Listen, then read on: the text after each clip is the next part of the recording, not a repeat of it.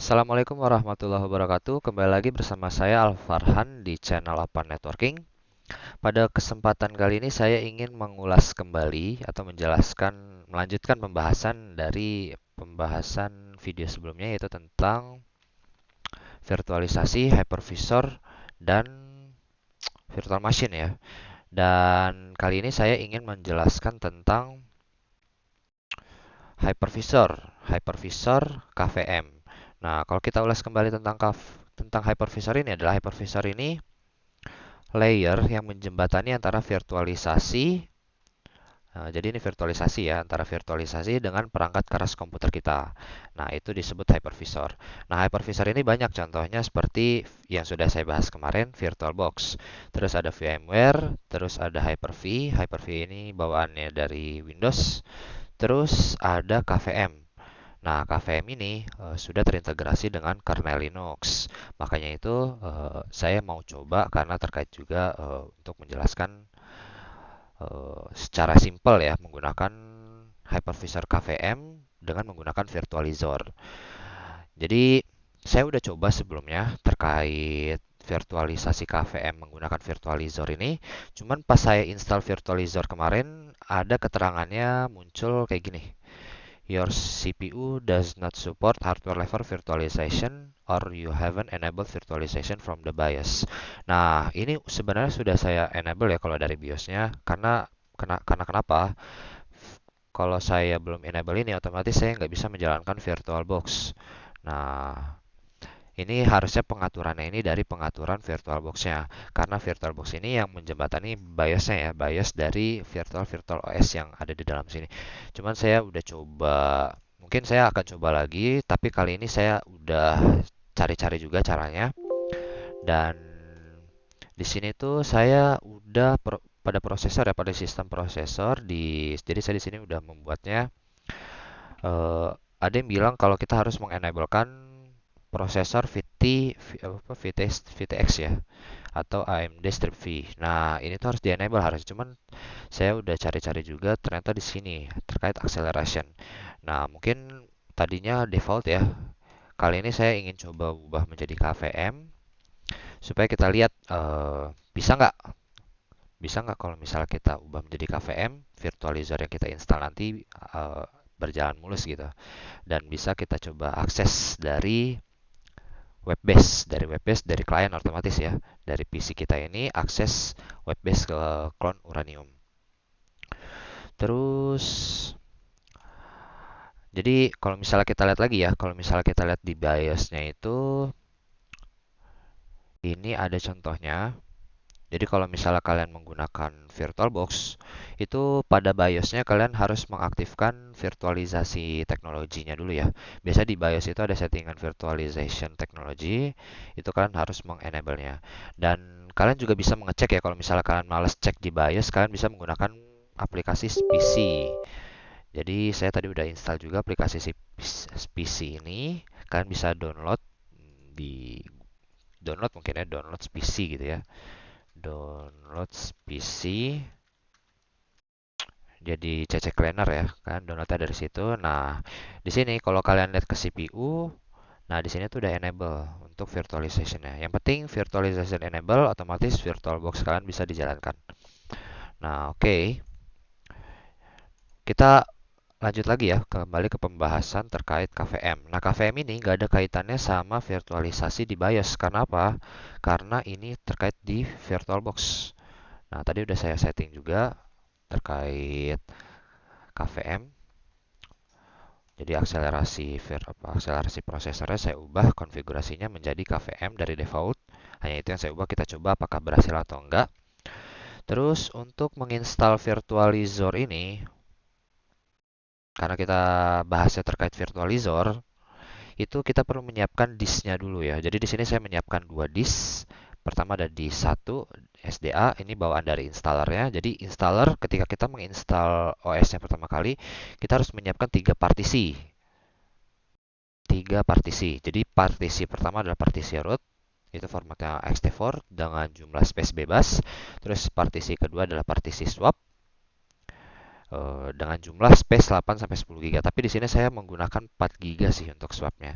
Nggak tahu berhasil apa enggak ataukah ada error. Jadi ini sesuai dari web virtualizernya ya. Ada di dokumentasi virtualizer kalau kalian mau lihat, cuman saya malas sih nyarinya. Di sini ada virtualizer. Nah, virtualizer itu juga sebenarnya adalah VPS ya. Itu virtual private server. Terus jadi di sini saya menggunakan berapa giga ya? Ada 25 giga nih. Nah, 25 giga ini saya bagi-bagi di mana 13 giganya adalah partisi root, terus 4 giganya adalah swap, dan sisanya kurang lebih 7 sampai 8 giga itu adalah sisa free partisi dan saya nggak format di sini ya. Jadi artinya saya tetap menggunakan free partisi, jadi nanti kita akan format di dalam. Jadi sekalian kita menjelaskan tentang terkait format-format hard disk. Terus di sini juga saya menggunakan, kita memerlukan disk SDB ya untuk partisi backup untuk menyimpan data-data backup virtualizer, VM dan lain-lain. Itu untuk disk keduanya. Jadi di sini kita perlu menambahkan disk lagi untuk ini ya, disk SDB-nya. Kita tambahkan di sini udah ada belum ya? Belum ada. Tambahkan virtual hard disk. Terus size-nya 10 giga juga cukup ya. Karena kita coba untuk testing aja sih. Ini takutnya juga nggak berhasil. Jadi di sini ada dua. Yang pertama adalah hard disk utamanya VDI, terus yang kedua adalah virtual hard disk yang saya baru tambahkan 10 giga. Ini 25 giga. Oke, kita coba mulai ya. Kita coba mulai.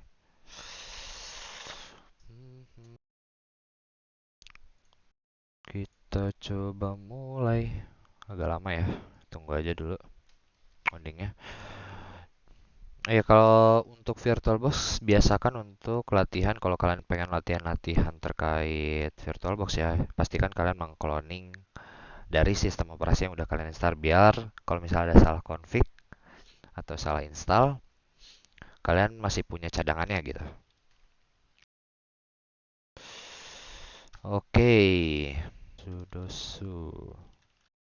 Nah, kita coba lihat IP-nya dulu ya. Di sini saya udah dapat IP-nya. Jadi kita coba remote ya. Lihat putih. 10 10 10 240. Oke, jadi saya main konfigurasinya lewat putih aja karena buat jaga-jaga aja. Oke, kita masuk sebagai alpha. Passwordnya it's a secret. Sudosu. Masuk sebagai sudosu ya, biar gampang. Terus kita di sini udah nyiapin tadi ya, udah nyiapin disk SDA dan disk SDB. Nah, kita coba cek pertama partisinya dulu, pembagian partisinya.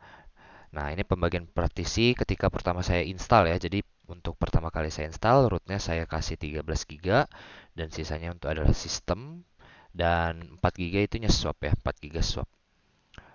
Swapnya nggak kelihatan di sini. Swapnya bisa kayak gini nggak ya? Nah, ini swapnya 4 giga. Kalau kita cek pakai free minha untuk pengecekan memori swap, itu memori swapnya 4 giga. Oke, harusnya 8 giga ya. Cuman di sini saya 4 giga karena saya size rootnya juga nggak gede. Kenapa harus 8 giga gitu kan? Nah, terus di sini kita cek list disknya ya. List disknya kita ceknya dengan menggunakan perintah fdisk min l.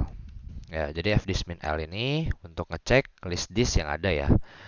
Nah, di sini tuh list disknya ada dua. Di sini ada SDA. Untuk disk yang pertama itu 25 giga. Terus yang kedua ada list SDB.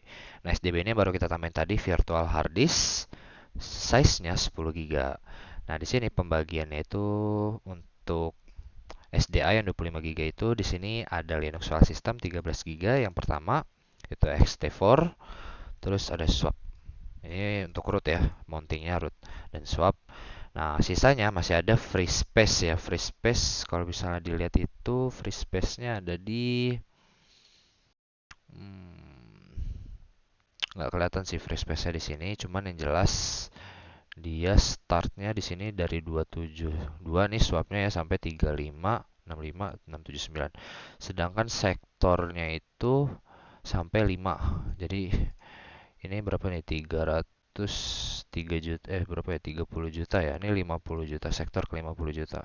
Nah, jadi masih ada ya sekitar, kalau dihitung-hitung, kalau misalnya secara size gigabyte itu masih ada sekitar 7 sampai 8 giga. Nah, sekarang kita format nih yang SDA-nya ya, yang disk pertama. Jadi disk pertama ini masih ada free sekitar 7 sampai 8 giga. Itu kita format menggunakan perintah fdisk slash disk slash dev SDA. Oke, nah untuk menggunakan perintah fdisk ini kalau kalian bingung, itu kalian bisa menggunakan command M. M itu untuk help. Jadi untuk listing help, kalian bisa lihat perintah-perintah apa aja gitu ya. Menggunakan command f di sini. Nah, di sini kita ingin bikin partisi baru. Jadi untuk bikin partisi baru itu kita menggunakan command n. N itu mana ya? N add new partition ya. Jadi add new partition. Nah, di dalam SDA ini jadi udah ada 3 partition tadinya ya. Udah ada 3 partisi. Pertama untuk BIOS-nya, terus untuk file system, ext4, terus ada swap. Nah, ini udah ada listnya, list ke-1, list kedua, list ketiga. Nah, sekarang kita bikin SDA yang keempat. Otomatis kan di sini udah dibikin ya defaultnya 4. Jadi kalau default 4 mau kita tulis 4, mau kita nggak tulis sama aja. Jadi dia bakal default 4. Nah, ini untuk sektornya ya. Sektornya itu istilahnya kayak size harddisknya. Jadi di sini ada sisanya itu ada 356. Tadi kan sisanya 79 di belakang berarti kan 80, sektor ke 80. Nah, ini kita mau pakai semuanya nih untuk virtualizernya. Jadi kita biarkan default. Nah, untuk last sektornya kita biarkan default. Jadi untuk range-nya dari first sector sampai last sector itu untuk partition keempat yang kita buat ini. Nah, sekarang kita bikin apa namanya? Formatnya, format partisinya. Nah, di sini untuk virtualizer itu dia harus menggunakan partisi ini ya, partisi grup ya. Jadi kita akan bikin pv create physical volume ya, istilahnya physical volume. Terus kita bikin volume grupnya. Jadi kita bikin physical volume. Ya, physical volume sama volume group. Ini sebenarnya ada penjelasannya ya terkait physical volume, volume group. Cuman saya nggak terlalu bahas detail di video kali ini. Mungkin saya akan jelaskan di video-video yang lain. Nah, nantinya virtualizer ini sebenarnya kita harus membaginya setelah kita menggabungkan volume group dari physical volume. Itu kita bisa membaginya menggunakan VG, PV, VG, LV, logical volume.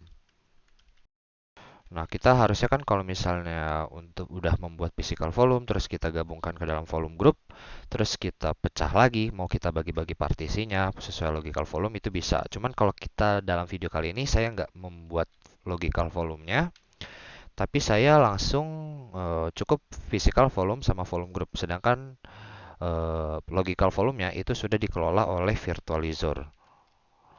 Nah, virtualizer ini nantinya ngelola logical volume. Jadi disetting di web base-nya berdasarkan informasi-informasi yang saya dapatkan kayak gitu.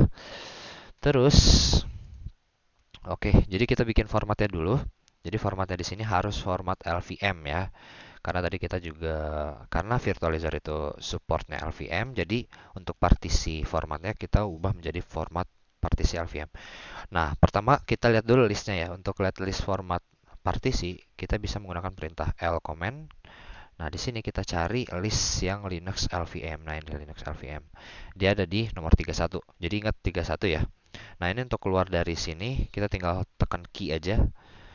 Tekan huruf key, dia bakal keluar. Terus masuk ke command T. T itu untuk ini ya, untuk mengubah format partisi. Nah, ini kita pilih partition numbernya yang keberapa. Yang tadi kita buat kan yang keempat ya. Kita bikin keempat. Nah, partition tipenya tadi kalau misalnya kita mau lihat list, bisa tekan huruf L, tapi kita udah tahu, kita tinggal tulis aja 31 untuk Linux LVM.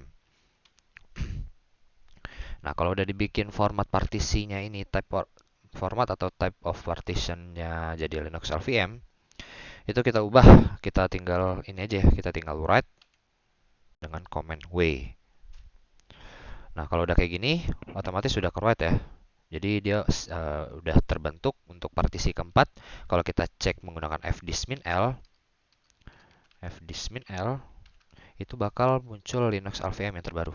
Nah, kalau udah muncul kayak gini, tinggal kita bikin pvcreate.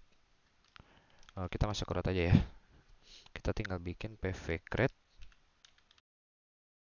Perintahnya simpel ya, pvcreate. Mungkin di sini nggak kelihatan kali ya. Kita tinggal bikin pvcreate terus /dev /sda4. Oke, terus kita bikin vg apa ya? vgcreate /dev /s. Oh, untuk vgcreate ini kita bikin nama grupnya ya. Di sini saya bikinnya vg1, jadi grup volume vg1, terus dev sda 4. Oke, jadi udah kita bikin pvcreate, vgcreate, volume group. Nah, harusnya kita bikin logical volume, cuman ini kita untuk virtualizernya kita tidak bikin karena virtualizernya yang akan menanganinya sendiri nanti. Oke, terus kita sekalian bikin ini juga ya, mounting untuk SDB-nya. SDB-nya jadi kan masih ada fdis min-l, kalau kita fdis min-l masih ada SDB-nya, belum kita format, dan SDB ini belum ada kayak ginian ya, belum ada istilahnya, belum ada partisi-partisi kayak gini. Kita tinggal format aja, terus kita mounting. Jadi kita bikin mkdir dulu /backup. mkdir/backup. Jadi saya bikin backup ini untuk dimonting ke SDB ini nanti. Oke, kita langsung bikin fdisk /dev /sdb ya, sdb. Oke, nah kita bikin n primary, terus ya defaultnya 1 karena dia belum ada sama sekali partisi, makanya defaultnya 1. Kita enter aja. Untuk sektor first sama lastnya enter aja karena kita mau pakai full size. Terus kita write aja langsung, kita write, nggak perlu kita ubah formatnya karena dia udah Linux. Kita coba cek lagi fdismin-l. Nah, dia bakal kebentuk ya div sdb1 untuk Linux. Oke, terus kita jangan lupa mkfs.ext4 /dev /sdb1 ya. Nah, kalau udah dibikin ext4 baru kita bisa mount /dev /sdb1 ke backup. Nah, kalau kita cek df-h partisinya, itu backup sudah diarahkan ke ini ya, ke harddisk yang eksternal yang kita tambahkan tadi. Oke, ini udah kita bikin semua partisinya, terus kita udah format semua harddisknya, baik disk 1 dengan disk 2, terus kita udah bikin physical volume, terus udah bikin volume group juga. Sekarang kita tinggal install virtualizer ya. Install virtualizer. Kita coba cari install virtualizer.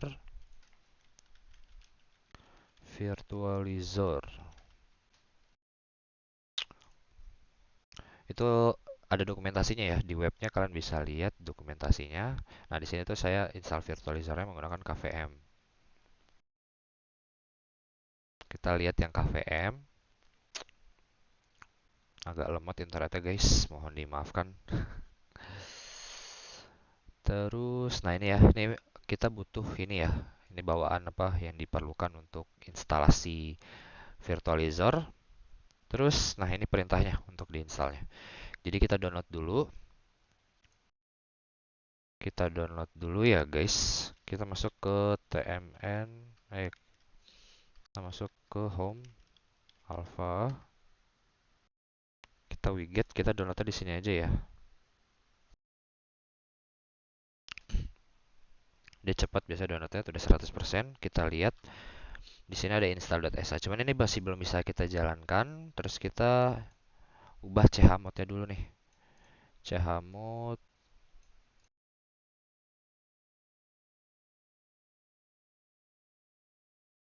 chmod 755 ya. Install.sh. Kalau kita lihat, nah baru dia berubah jadi hijau. Kalau udah hijau, kita tinggal install aja. Cara installnya pakai perintah ini. Cuman ada yang kurang ya. Kalau nggak salah itu, ini kita ganti ya. emailnya jadi email kita sendiri @yahoo.co.id. Kalau nggak salah kita perlu menambahkan VG-nya.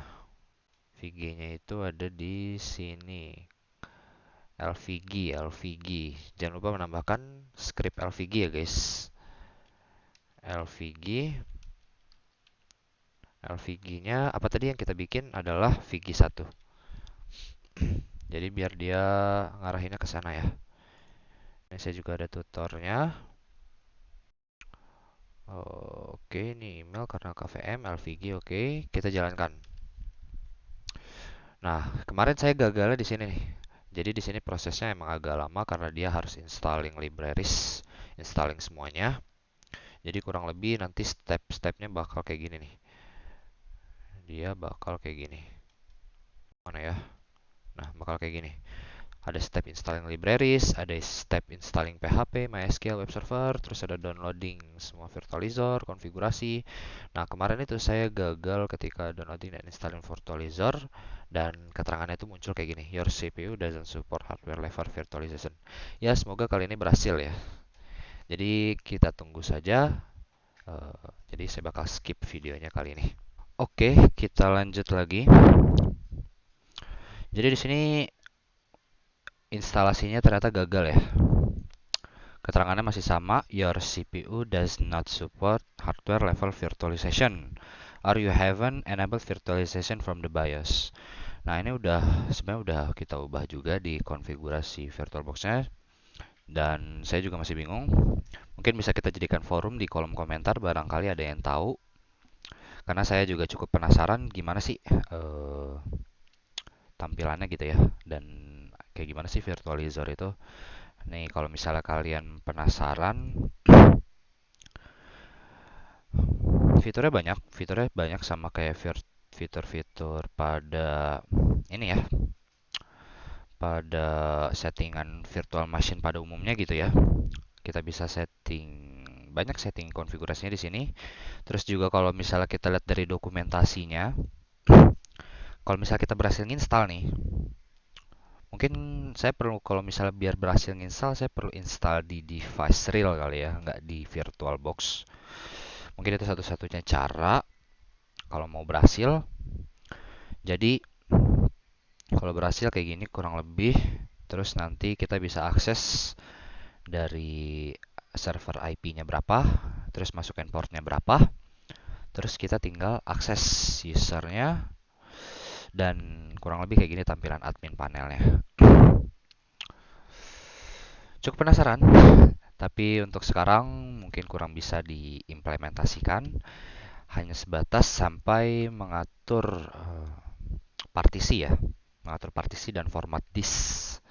Gimana secara format disk dan mengatur partisi untuk menyiapkan virtualisasi hypervisor KFM, di mana KFM ini sudah terintegrasi, sekali lagi sudah terintegrasi dengan kernel Linux. Mungkin hanya itu yang dapat saya sampaikan pada video kali ini. Semoga bermanfaat dan semoga ada jawabannya gimana cara biar bisa pada VirtualBox. Sekian dari saya, kurang lebihnya mohon maaf. Wassalamualaikum warahmatullahi wabarakatuh.